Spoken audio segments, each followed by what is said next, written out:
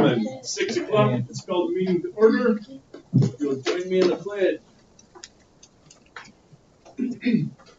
I pledge allegiance to the flag of the United States of America and to the republic for which it stands, one nation, under God, indivisible, with liberty and justice for all. Thank you. Okay. Roll call. Tonight we have a full house. Every member is in attendance. Public comment. Did anybody have any public comment this evening? None. Okay.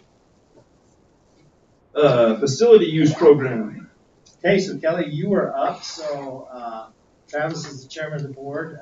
Kelly has taken on the opportunity to kind of oversee our new facility software that we purchased through the rec district, so that we can actually start managing our facilities through a web-based program and monitor and evaluate that. So I'm going to turn it over to her because she is theoretically the expert. So Excellent. I'll let her. I'd like to ask you to direct all questions. Okay, so we actually just got our website up today. Michelle helped me do that. So on our district website, if you go to facility use, this is how we're going to have the public phase into it. Hopefully, the calendar loads right here. It's still loading, but I'll walk through the other stuff. There it is. So this shows all of the activities in our district for the entire month of February, and it's color coded. Sorry. So that looks like orange, but it's gold, and then light blue is different. Every school has their own color. All the facilities in our district are listed except for US. Nothing there that you can reserve.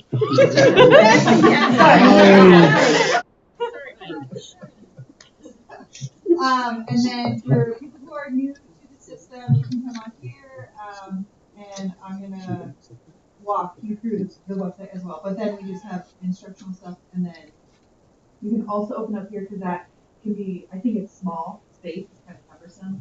So people can see any of this without even having their account. And then we'll go here.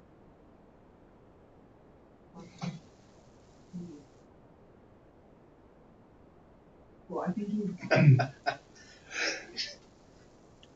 It's not you made your account, so. Okay. So mine looks a little different than this. This is good. This is the same calendar that you'll see. And then you can set some filters so you can only see like local high school. And it is hopefully going to help everyone be on the same page. It allows us to be a little more transparent with the public. Like this is what we do all the time, and it's going to allow us to track all the stuff that we do.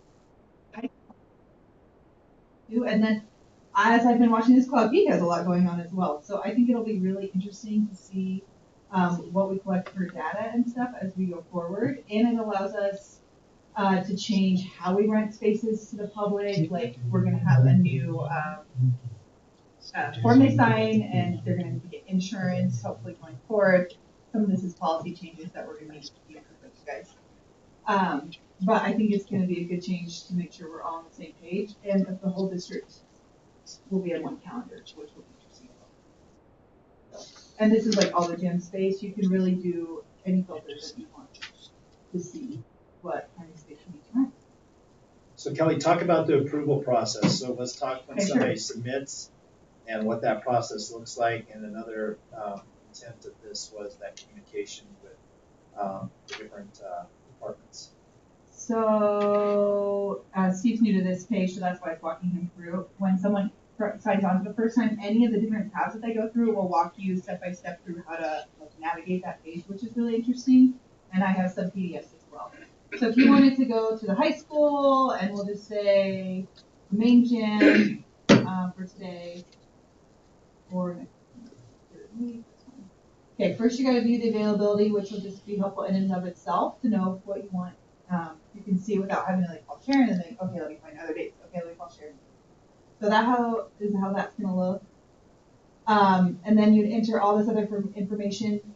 How many people are attending your event and the admission fees will be good this year, so that as we go forward, learning like encourage people to our facility, that kind of stuff, but also how many people are attending our events. There's tons of people in school all the time. And then because he's requesting a gym at the high school, it'll go to Give first for approval, and then it'll go to Ryan. He's the athletic director, obviously. And there's also an additional notification piece. So our John is notified, and our head custodian is notified as well, so they can make sure there's coverage. So we can make sure the doors are unlocked when we need them. So at any school, the principal is always going to be the first to approve the step, and then people will be additionally notified. There's like an IT piece, so if Christy needs to be involved. There's a library piece, so if Leanne needs to be involved. So it's going to be. Could you just go ahead and do one? Have Steve request an event for Cloud Peak so I can reject it. Oh! Yeah, so the principal could say no too.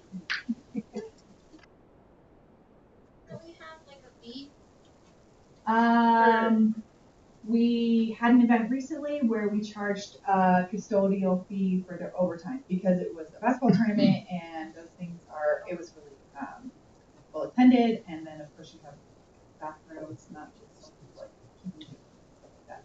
So there's no, it's like a yes, no.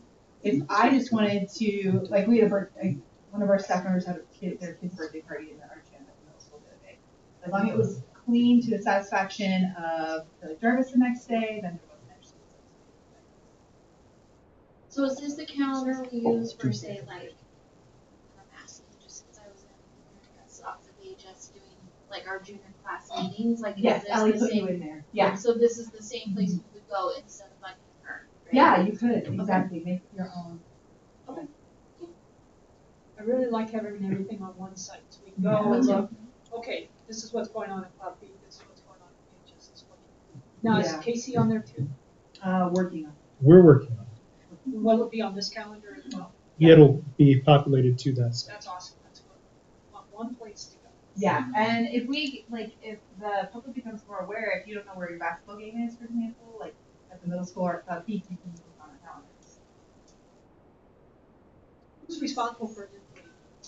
I can input requests for everybody. The secretaries have done some, like Craig puts a lot in. So a principal anyone can put a request in themselves if they set up an account. But then a few of us in the district can put requests in.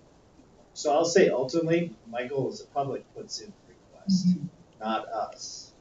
But who puts it on here? Oh, if Steve submitted that request and it was approved, it would populate.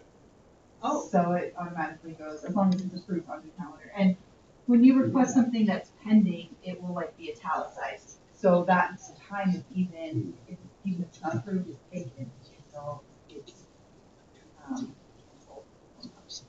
So Kelly, after hours, who opens the building and who closes the building? that's a piece of communication. We just gotta make sure we're gonna close. The principals are gonna tell John what time the doors need to time unlock.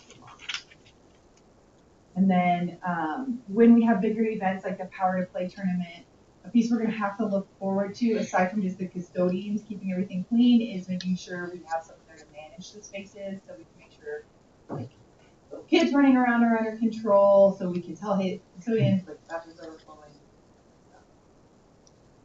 Who approves? Is it each building administrator, or do Yes. they get the final say? First step is to be approved by the principals, and then the second step sometimes is the athletic directors.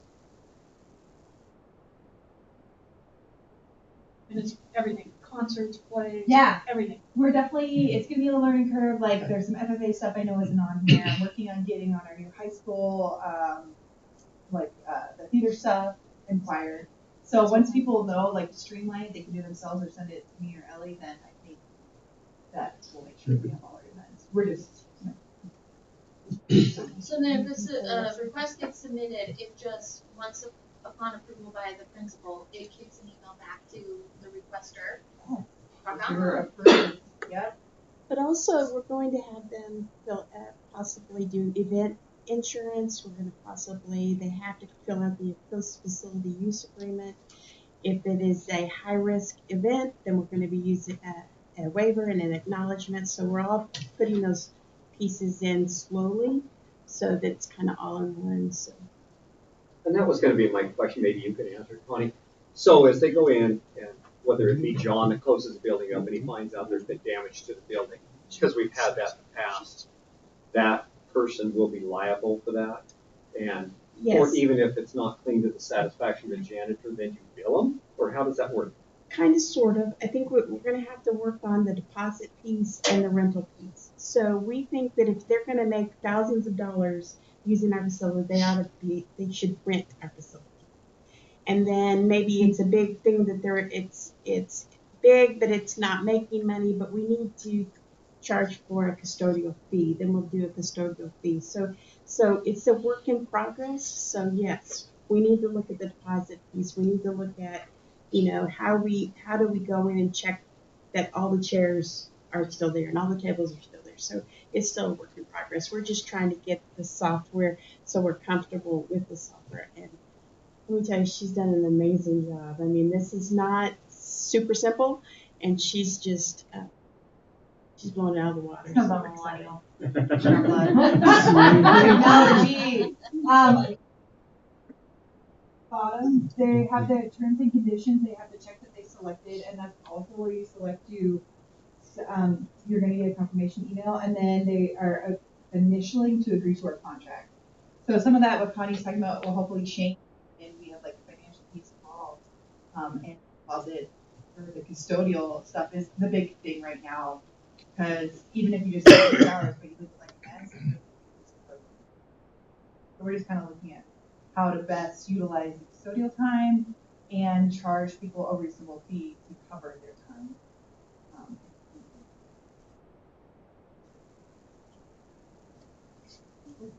So yeah, so this is just a introduction to a new way of doing business that we haven't done before. It's electronic. So One-stop shopping for the calendars. Yeah. Once everybody gets on. Yeah, I like this case. All right. Kelly, thank you. Yeah, thank Thanks, you. Okay, next up, we got additions and acceptance, or to accept the agenda. There's been a request to move the executive session up to right after general reports, before the consent agenda. And it was brought to my attention that the discussions of property sales have to take place in executive session as well. So we had that on as other business, item G, but there's a state statute that says we have to do that in executive. So, two changes. I would make a motion if you're looking for it to move executive to before consent agenda. Okay. Got a motion? Can I get a second? Motion and a second. Move the consent up to prior to move executive prior to consent. Any discussion from the board? All in favor of the moves, vote by saying aye. Is that unanimous? You get them all? Yes, unanimous. So that will make that change. Okay. Next up, we got general reports. So I guess it's time for student videos.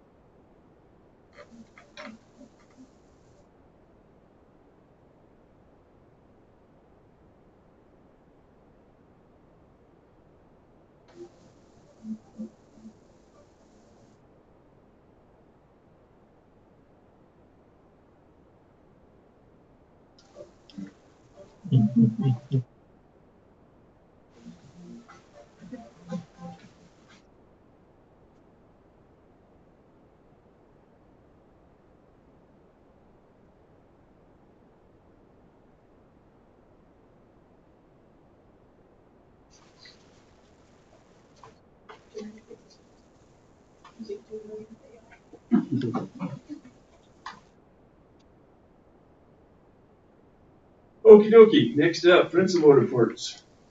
All right, so the spotlight of this month is BHS, so I'm going to turn it over to Gibb and his team.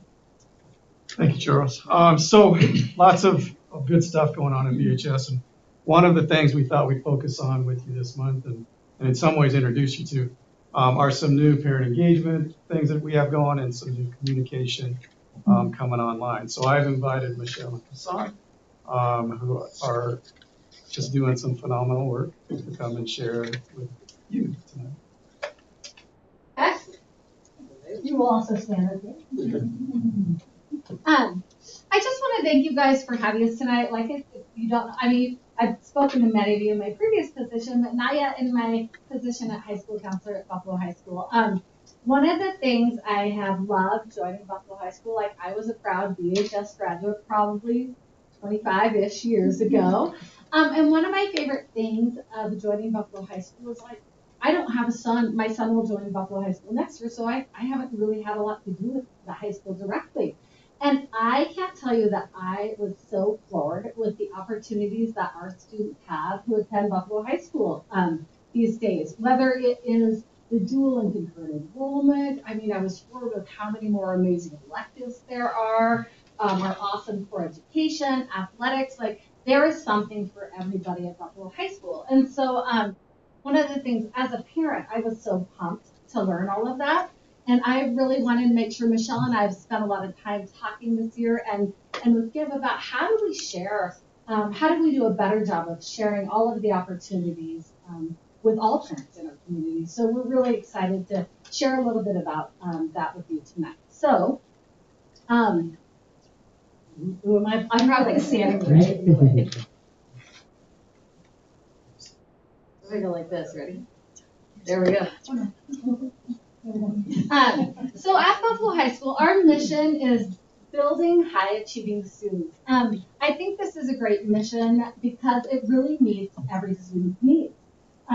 Whether it is the foundation that our core curriculum provides to all students, or like the career, trade, and technical avenues they get to explore through our electives, we really want all students, when they leave Buffalo High School, to be career ready. So you'll see here, I just feel like I'm in the work. Sorry, you can see through our counseling department, we really are focusing a lot on parent and student engagement. And so whether we're doing that through the relationships we're building with parents and students, the communication we have, or like the opportunities for learning that we have, whether that is workshops. We had parent-teacher conferences this last week, and Michelle and I put I lightly, Michelle a lot. I think I was able to talk about the first two frames, but we had an academic advising night for sophomores and juniors, and many parents came. Or whether it's through kind of one-on-one appointments with parents, or just supporting students one-on-one or in groups as they grow through the trials and tribulations that students can have, or the achievements and excitement that they also face.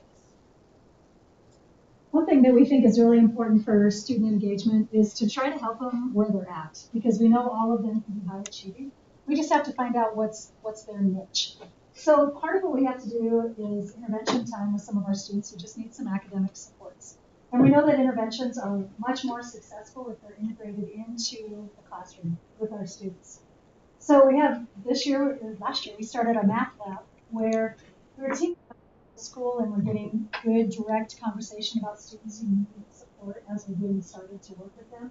And so the math lab is a class period that our students are taking where Kelly Nelson, our freshman math teacher, is reteaching, reinforcing, just helping support so that those students can be successful. We also have what we call special assignment, and this is for our freshmen and sophomores, because we know that that's where a lot of our students just need that extra support. In our freshman class right now, we have 29 students who are part of an intervention that is built into our school day. So through Math Lab and through our special assignment with Brent Gross, those freshmen are getting a lot of support, and we're trying to just really help them with their needs. We also have a sophomore special assignment, and we only have 5 students in there, but it's really progressed where the freshmen are learning those study habits, how to communicate with teachers, how to balance their schedule. That we feel like as sophomores, we cut it in half as far as numbers, but our goal is to make sure that we're there to help them. The best part about the special assignment part is Kassan and I are a big part of working with those students and just really talking to them about the habits and the things that they need to do to be successful. The other interventions that we have built right into our school day advisory time is a 20-minute reading period. We know that if students are reading and they're engaging in reading, that those skills are developing. So we have that in our advisory time.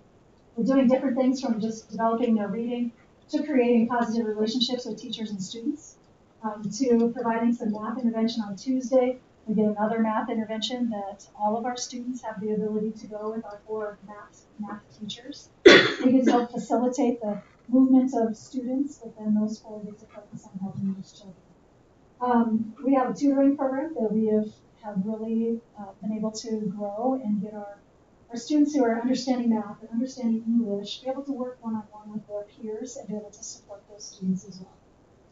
Last intervention thing that I feel is a big part is we have grade level teams. We have a freshman team, a sophomore team, a junior team, a senior team, where we're just really making sure that we're supporting our students. And as a teaching team, when we know a student just needs our extra support, that they've got a team of teachers that are helping. And as you guys know, relationships are so huge, the relationships we make with our students. And so we're just trying to provide those opportunities where we know our students can be connected. So anything being built into the school day is always going to be more successful. Then on the other end, really trying to make sure that we're giving extension and enrichment to our students who just need some other opportunity. And so we've got these different things that we do within our day at BHS. The first one, just having the opportunity to take AP coursework. So our students that are at the top of that spectrum academically, we can challenge them, we can offer them curriculum that's going to push them and encourage their academic growth. We have our dual and concurrent enrollment classes that our teachers are teaching. Concurrent means that our teacher at BHS has a master's in that area. So our college comp, human biology, college biology, health, American government, printmaking, personal finance, those are the classes that our students are taking at BHS. And our teacher is certified to be an adjunct professor for the college.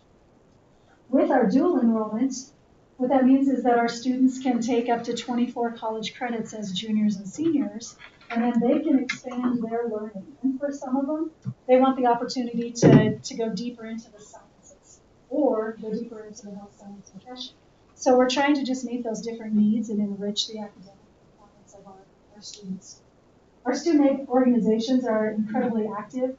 All 3, our FFA and our FBLA are a little more established. Our Skills has a new advisor this year.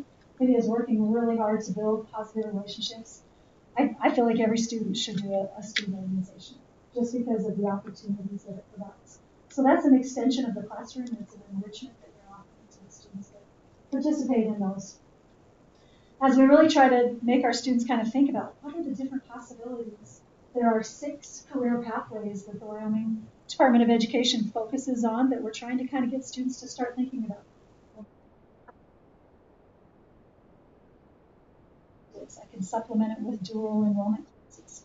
So that when students get to that place and they're getting ready to graduate from Buffalo High School, our goal is that every student has a place. They kind of have an idea.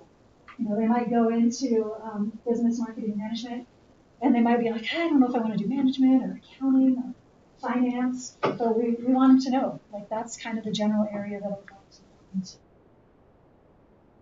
With those career pathways, really growing our work-based mentorship program with Andrew Borgelli. He is helping our students find places and connecting.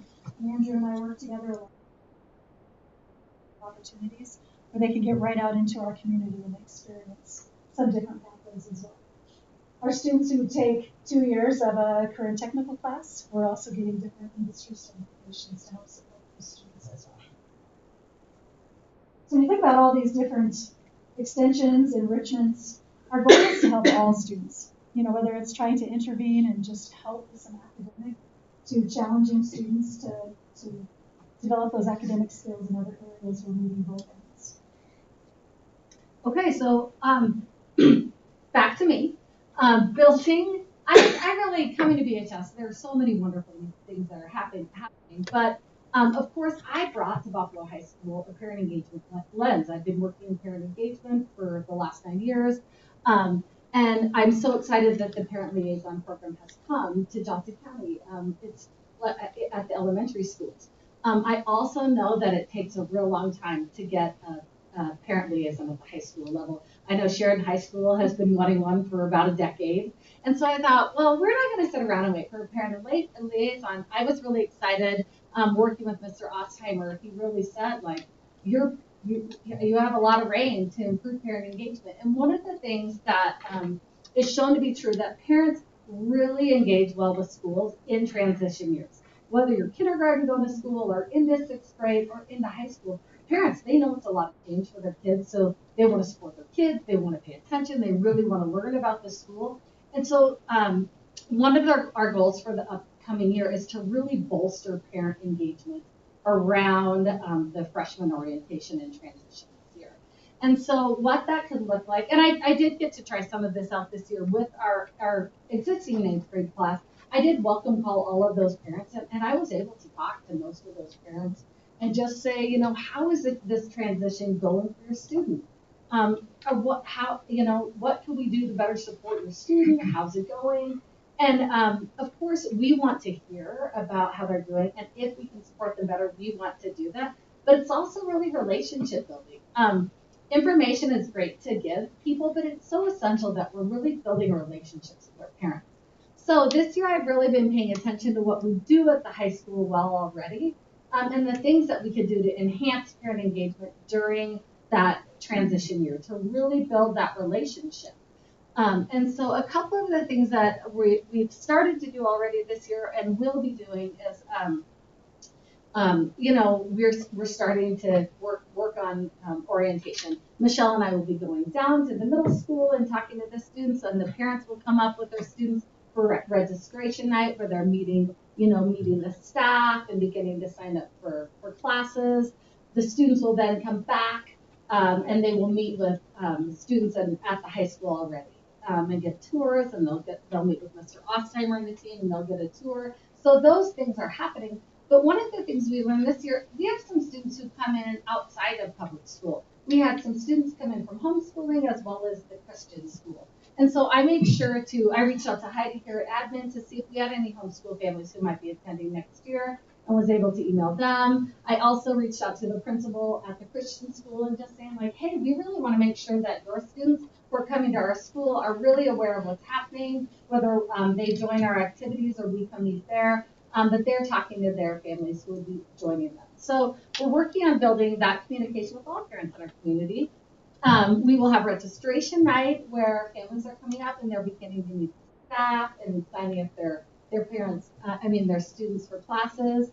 One of the things I'll be doing, and I'm not certain if I'll do it at registration or if I'll do this through an email, I'm still pondering, but one of the things I really want to do after talking to many parents this year is I want to ask parents, whether it's a questionnaire they fill out at registration or through email, I want to ask them, like, hey, we want to get to know your student. Like, what do we need to know about your kid to really support them? And we want to hear it from the parents. What are your kids' strengths, and what do we need to know to really support them in their education? And then I also really want to know from parents, like, what are your hopes and fears? When we know that, when we know that coming in, and we've had that conversation with parents, that really helps in building the relationship, trust, and it really helps us in supporting students be successful. And then when school gets out, after we've gone through all of this transition, while students are in their 8th grade year, I'm going to call all of those parents and just say, like, how are you feeling about it? Your kids signed up. They're going to be coming up here next year. How are you feeling about it? Can we answer any questions? And then, of course, they'll come before school starts, and we have freshman orientation, and then they're going to begin school. And probably about 3 or 4 weeks in, I'm going to welcome call all of those parents again, and to see how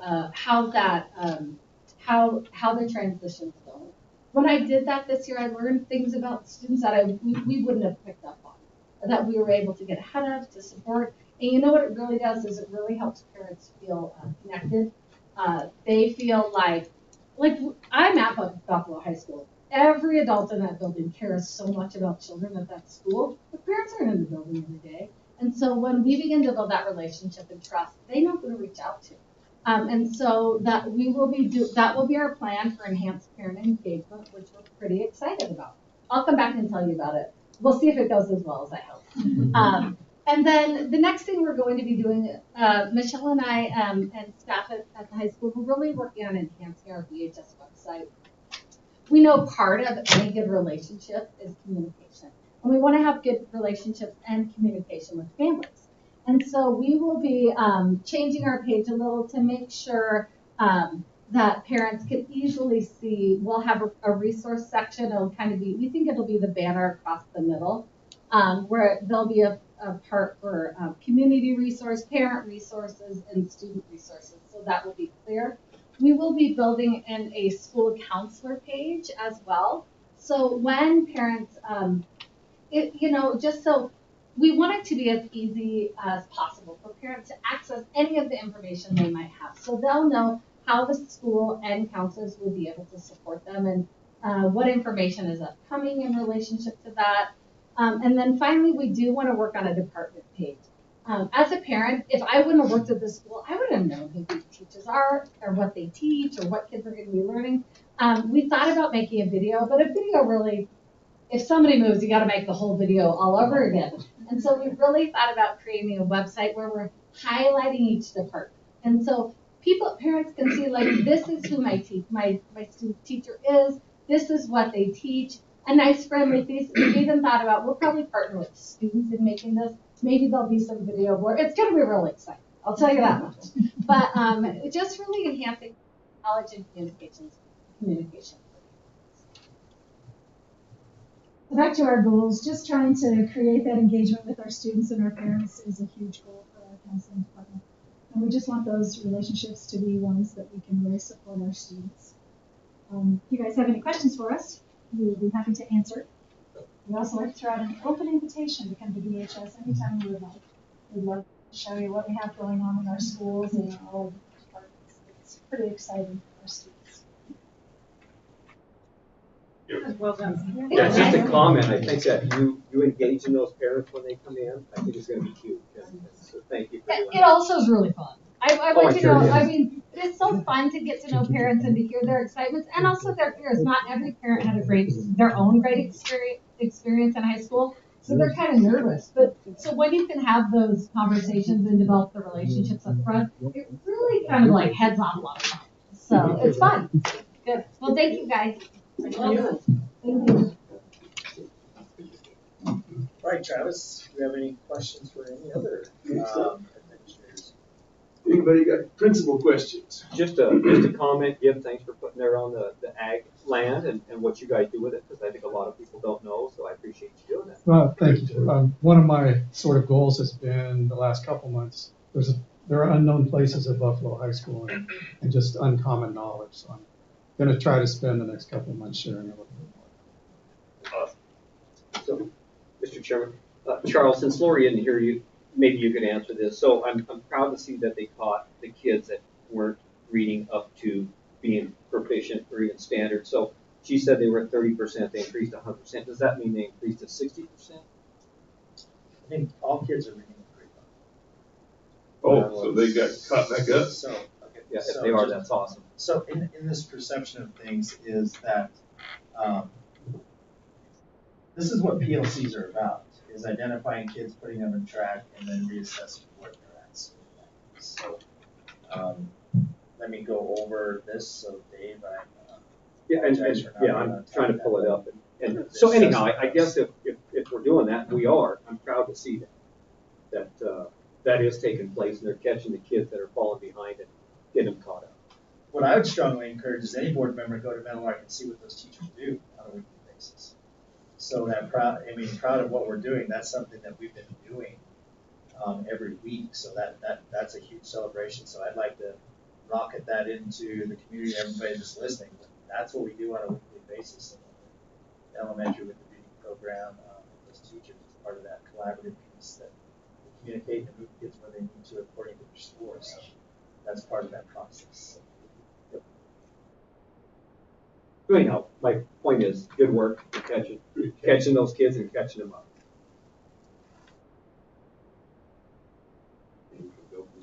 Right, okay. Principal Henson, I couldn't find a video report this week, or this month. Sorry about that. This is 3 straight? Are we teaching this to the students at your school? Half the assignment is school, or not? Well, when anything goes on at our school, yeah. If you enjoy the videos, make sure to get the videos in there for you. Please, it was something the board asked for. I know that I've got a bunch of feedback from community members that love the ability to, YouTube it. Click one thing, watch a quick report, move on. So, please, that would be good.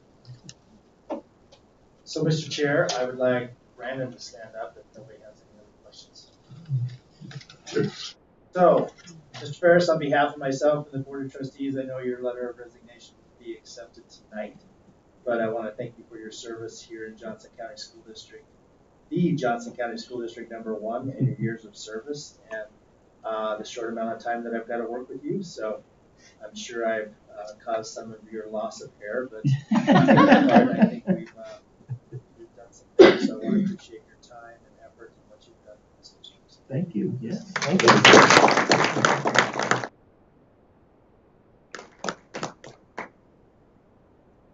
Okay. Any other questions for the principal? All right, next up.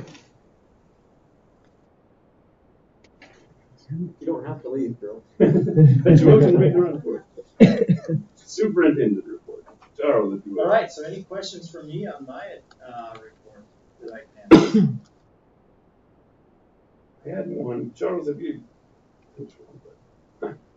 had a chance to look into I know you were asked to join the State Department, to advise the state on how to help support education. Yeah. Have you learned any more about that opportunity? So I've been invited to 2 different things. So the one is SIPDAC, which is the committee which aligns with finances and things like that. So I'm officially a part of that committee. So that is it. The other part that we'll talk about is, if you're talking about the governor's initiative with education piece, we are invited to that. However, we're going to move forward with working with Whitney Foundation and the Sheridan School Districts. We've been invited to be a part of that career path development that kind of aligns to what the governor's doing a collaborative effort here. That's the thing that you're talking about. It was that first one. I just was trying to get a feel for what you thought the time commitment would be. So the SIPDAC one is the first one. So I've learned that time commitment is quarterly or 4 or 5 times a month, and it's going to be via Zoom, but there will be times that I have to go to Cheyenne. So my first initial wetting my feet of that committee was 1 hour on Monday. Okay. Excellent. Thanks. Mr. Chair, Charles, Coal Creek Law, is that a coalition that we joined, or did we, and it's about the school finance? So the coalition, you and you as a district have always been a part of that. This is the beginning of that. So this is that Coal Creek is an extension of the services that are provided to the coalition. Because it used to be called something else. Keen Evans. There you go. This is an extension. Okay, that was Keen Evans, yeah. We paid a month. Yeah, still at Keen Evans, but now some of those more services are partners with another. Thank you. So it's Other questions for the superintendent? Okay. Next up, director reports. We have questions for the director. Mr. Chair, John, if I can ask you a couple of questions. Is that accurate in here, or is that a misprint? Are there really 800 filters in the school systems? Yes, there is. Holy cow, is that air and water both? Just air. Just air, there's that many. And that doesn't include the 24 or 26 that are in the dust bowl. Well, that's fine. Yeah. They're expensive and they're done every 4 months. Interesting. I had to ask because I thought, man, that's got to be a mystery. 4 months, if you wanna come see Dave. No, I don't need to come again, see it. so I'm we sure don't I'll come need help you to- change it, John. And so the other thing I'd like to, Jason Kettner, I see, he came to work for the district. Thank him for coming. He used to do some contract work for the school with a great guy, Nick Rhodes also. So, thank those guys for coming to work for you. I did have one for you as well. I saw we moved a plow from truck 128 to put a new plow, or no, move that plow to 115 if I got it right, and then put a new plow on 128. Just a silly question. Wouldn't it have been easier to put the new plow on 115 and not have to move stuff? It wouldn't handle it because of the weight. That old Ford's got a scissor front end on it. So if I took the mires that come on the Dodge and just replaced mires. Okay. That's what was on the casing when it was getting ready to fall off. Mr. Kennedy here, he was there when we witnessed the headpiece cracked out. About to go. He was lucky he made it to Buffalo from KC. So. Well, I just wondered why the switch was set. Yeah. That makes sense. Anybody else for the directors?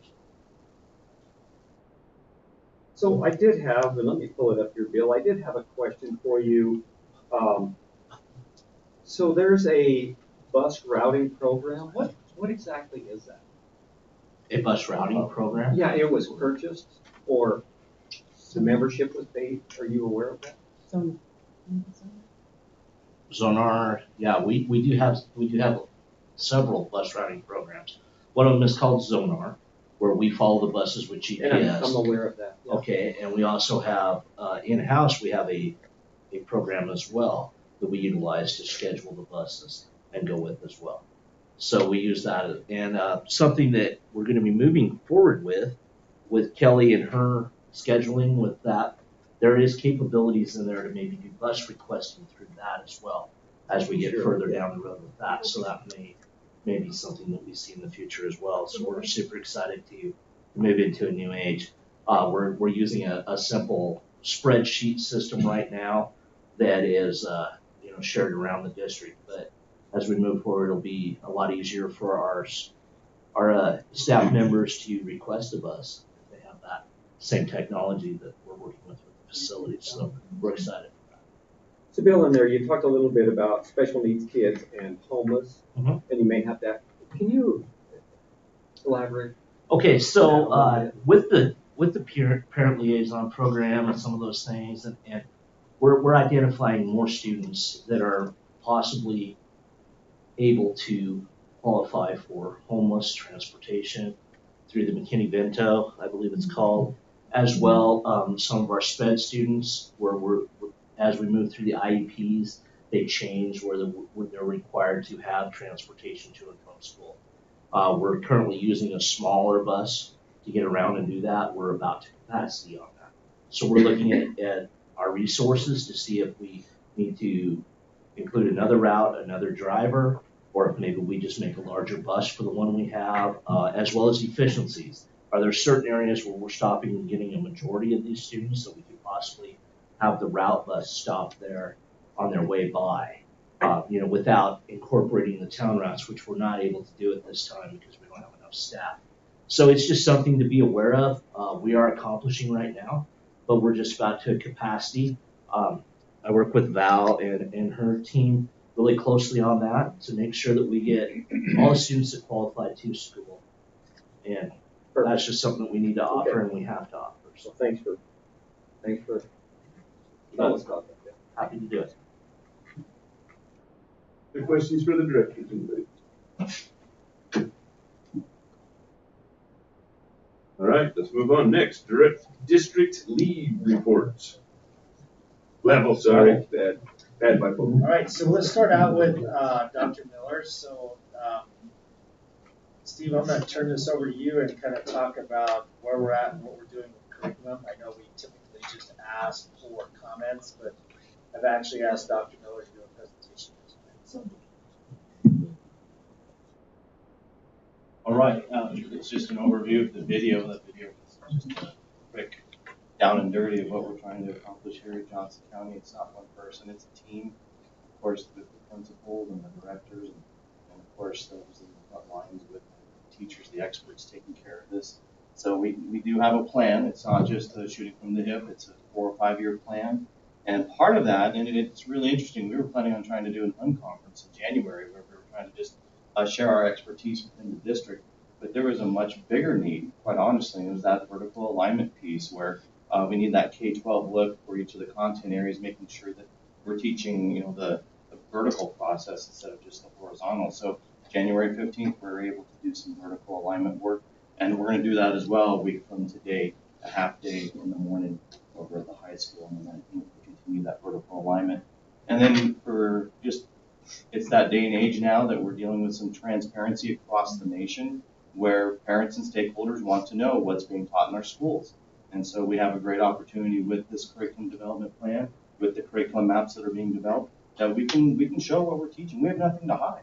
So why not broadcast and show that? And there's controls in place where, of course, those assessments that our students need to be taking, they're not going to see that because those links are protected, but they can at least see the curriculum maps. And even there's some work that Midgecraft's going to be doing next week that will even enhance that further. So it's really exciting. So that's just a quick overview.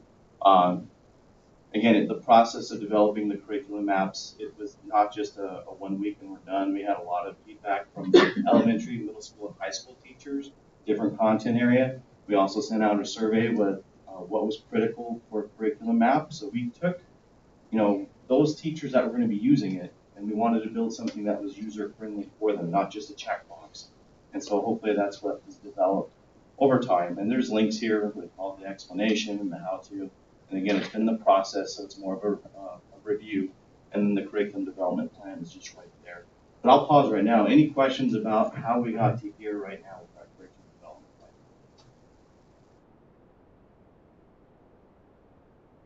All right. Good, the video might have worked. So this is basically the scorecard where we are keeping track of the different curriculum maps. And there's a lot of work. So this is just under construction.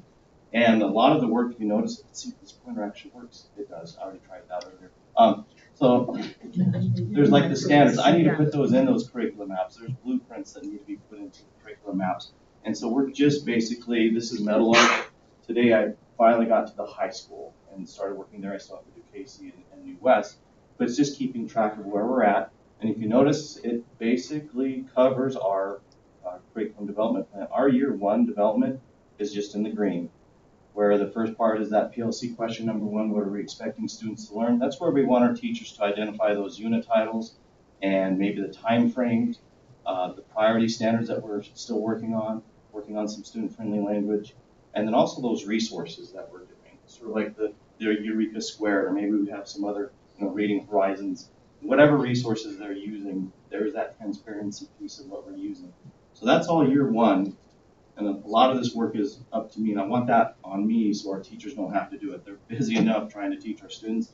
So I'm in the behind the scenes trying to link some of this up. Plus, this also helps us keep moving forward. Principals can look at this once we get this up and going, where they can keep track of each building of where their curriculum maps are at. Year 2, again, that's our assessment piece that we'll work on next year. So that's just the yellow piece. And then, of course, our interventions and enrichment year 3. So we're just taking our time. Plus, we want to make sure we give enough time for our teachers and our principals to be working on this. We do not want to burn them out. Any questions on this scorecard, if you will? Okay. And there's the vertical alignment piece. I already sort of talked about it. Again, we're sort of shifting as a state where we're trying to trim down the number of standards being taught. So it's called performance standards. They already did it with computer science, with science. Math is getting that piece right now, and they're working on the other content areas. So with that, there's a greater chance of misalignment vertically if you're starting to skip some standards. So that's why this work is critical, and so that's what we're working on. And it does match really nicely with our PLC initiative with that. And so just like with PLC, we have experts coming in to help us with our PLC training and moving that barometer forward. We have an expert that's done vertical alignment in Midgecraft, and that's why we've asked him to help us along the way with that. And he's also really incredible at the assessment piece, so he'll be working with us next year as well. Any questions about the vertical alignment that started? It's been going on for quite a while, actually, this year, but it really was enhanced in January, and it will continue on the next week. Questions about that? Okay, we're almost done. It's just a 3-slide. Transparency. Again, the WDE has a transparency initiative with some school districts already. They just launched that. And so again, we have nothing to hide. So we're just going to reveal, this is what we're teaching. It's aligning with the state standards. It's aligning with what they're expecting us to do. And so we do have a curriculum resource page. It's under construction. And we'll launch it not right now. It'll probably be in a month or so. And this is the example that you'll see. That's the front page where it talks about our curriculum development plan for 3 or 4 years that we're talking about. And each school has a link. So if I wanted to go to Metalark, I'd click right there. And this is only half the page. And I have to go, copy and paste. So anyway, click on that, and it'll take us to that page right there. And then you can click on, and it'll get to the curriculum map, and that's where they can get the resources. So we're just trying to build this and go from there. So, Dr. Miller, I think that's very good. Because I understand. Right there. 2 clicks. Boom. So any other questions, comments, concerns? I mean, this is a pretty big undertaking to, and also like here we are, we're sort of being vulnerable and being, exposing what we're teaching. Again, nothing to hide, but there is that transparency piece and there's that accountability piece that we have. Yes. I see there's starting to be a pretty good push in the state to include not just curriculum maps and some general information, but right down to every single book that a school is holding, and even including classroom libraries. And I think this is perfect, but I do have a real fear that people are going to demand so much that it'll become cumbersome for teachers and staff to input the information, or even persuade them to just say, I won't have a classroom library, Exactly. There's that fine line there too. And I know we've had some questions with our just because of the way libraries have been, even in other cities around the state. What do you have in those libraries? And so there is that piece there, and how do we navigate that? I honestly couldn't tell you. We don't want to go where it's impossible, because we want to catalog every single book in our libraries or even in our classrooms. It's impossible. And to know every little word or every little, was that going to upset somebody or not? Dancing around a little bit here, but like you said, that's going to be really hard to do. So I think this level is amazing. I mean, you said as long as it doesn't become too cumbersome. Right. Exactly, and that's why it's take our time, several years, and the back end stuff. If it's something I can do, I better be doing it so our teachers can focus on what matters most. That's their students, helping them. So to kind of answer that question, yeah, there's that pressure, but that's also part of this transparency initiative, is to find that balance. So we're not listing every book. What are we really required to do? And so with Dr. Miller's help and the conversations that we've had as we put not only professional development, but this is part of our planning. How do we get this out? I felt it was important for you because we don't see this work, even though it's been going on for over a year, and this is why we're doing alignment. This is why we're doing the curriculum. A lot of people don't understand that. This is the underside that nobody sees. So I thought it was really important for you as a board of trustees to see this work is going on, and we're just not kicking the can down the road. However, you can't push something like this out until you're ready to push it out, right? And so the work is going on. Dr. Miller, the teachers, and everybody's been doing a lot of work over the last 12 months. That's kind of where some of our decisions are with what we're doing for PD. So when you talk about curriculum alignment, you talk about those PD days where staff has to go and do that. Here we've already done this. Well, whether we've done it or not, part of the continuous process is always reevaluating, are we doing what we should be doing, and then be able to put it in a format that's simple enough for us. So we are moving forward. Thank you, Dr. Miller, for your work on this. And it's open door policy in my office too. If you have any questions or want to see stuff, just feel free to come in. We'll do our best to answer those questions. Thank you. That went along great. Yeah. I understand. Other question on the district level reports, anybody? So any questions for special ed or Connie? So Val or Connie, please.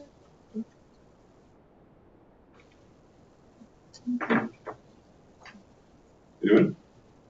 Last chance. Okay, next up, we've got a rec board. Not same old, other than 2020, the board really wanted to say thank you for setting up those bank accounts and stuff that they, and they're very grateful. So They're very, very welcome. Righto, BOCES. We had a meeting on January 25th. Some of the highlights, we amended the budget for this year. We had board elections. Again, we're still into all the policies. I think the big issue they have going on right now at BOCES is they're doing training for hands-off training for so that they never have to touch a kid. And they're working on de-escalation with words, and I don't understand it all, but it's really it's a change of going. We're trying to save kids and save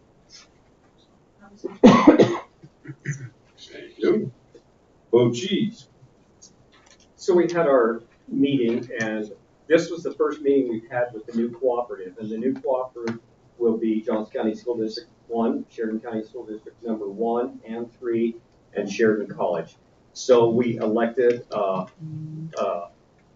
president, vice president, things of that nature. We decided we're going to have 4 meetings a year on quarterly meetings.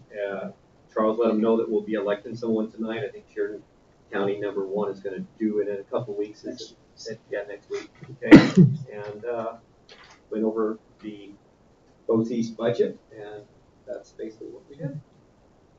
And like I said, if anybody wants to read the bylaws, I've got them, and you can get copies. Are these meetings in person or Zoom, or like all of our meetings are Zoom? So most all of them that I've been to, we only had one of them that's a Zoom meeting. The rest of them will be held at Sheridan College. And so they're going to switch Sheridan College, Sheridan 1 and here, so they're going to rotate. Okay. Okay, but the primary place of business will be Sheridan College. Yeah. Sheridan College would actually manage issues. And for your information, Dave, check it. Oh, good. The check Yeah, is and in so the what state. he's The check is in the state. what he's referring to is Johnson County out of that gets $126,590. So it gets up to this point, we have recent issues. Okay. So, yeah. Good, so we got some now. It's in the state. It's in the state. All right. But with that, we're establishing new protocol procedures for BOCES and how we fund that and making sure we're finding the bylaws. So as we continue to develop that, I'll share that out as a board, and then we'll put that out to our establishments. Any other questions on that one? Okay. I would entertain a motion to move into executive session. So moved. Got a motion and a second. David and Marcia. And any discussion from the board? Just by Wyoming statute for personnel. For personnel reasons, absolutely. Thank you. All right, all in favor, vote by saying aye.